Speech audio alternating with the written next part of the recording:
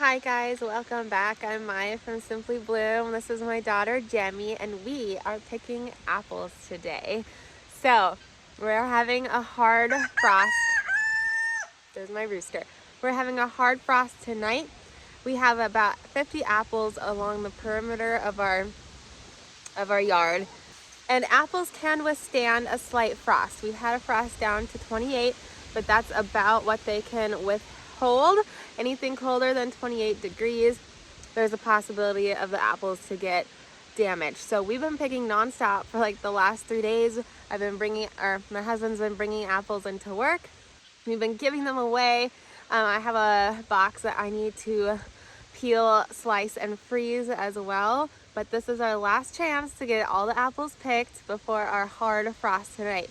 So I'm just gonna set you guys up and I'm gonna get to picking. I did do a video earlier this year on how to know when your apples are ripe and when you should pick them and harvest them. So I'll leave that linked in the description box below. Definitely check that out. And we are going to get picking.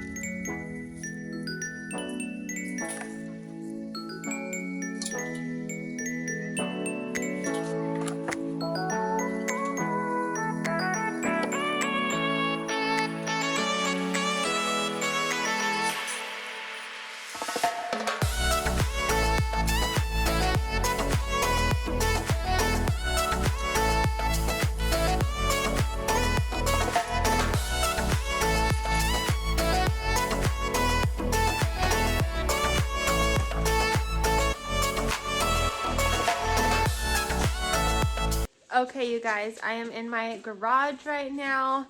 Let me show you all the apples that we picked. Keep in mind, this is like half of it.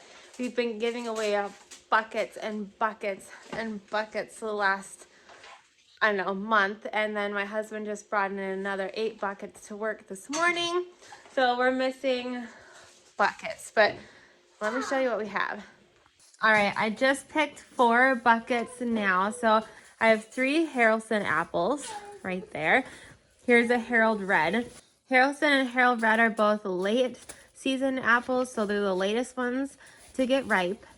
And then also with the late season apple, well, with all apples technically, once you get that first frost that the apple goes through just intensifies the flavors and makes it super sweet. So the Haralson and Harold Red apples, if you try them before frost, they taste nasty, really bitter, tart, not good. And then once they go through 1 or 2 frosts, it really sweetens them up. You just have to be careful for that one killer frost, which is supposed to happen tonight. So that's why I picked them all. Let me show you the rest. Here we have a Honey Crisp, and then we have 3 Wine Crisps. So they're a smaller apple, about yay big, and they're supposed to taste like wine. I taste a little bit. They're not exactly like wine, but they're fun. And people like the name Wine Crisp. I think my husband originally planted like 4 Honeycrisp trees. They're rated down to zone 3, but they're not hardy enough for our zone. We're down to our last tree. All the other Honeycrisps have died. We're down to the last one, and it got the one branch cracked on it, and it's just not doing well.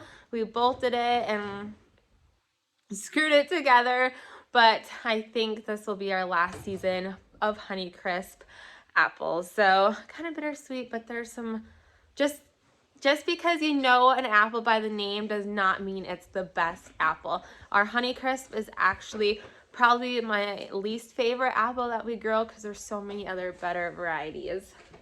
Here we have a chestnut that is a crab apple, but still really good flavor. Here's Haralson, another chestnut. And these right here are my personal favorite. These are called Zestar, the best apple you could get. Like I said, we are missing a ton of apples. We have Fireside and State Fair, Kinder Crisp, Prairie Magic, and a ton of others. Like I mentioned, we have 50 apple trees. Not all of them are different varieties. Some are repeat varieties, but we have 50 trees. Missing a ton just because they were early season apples and they are done producing now.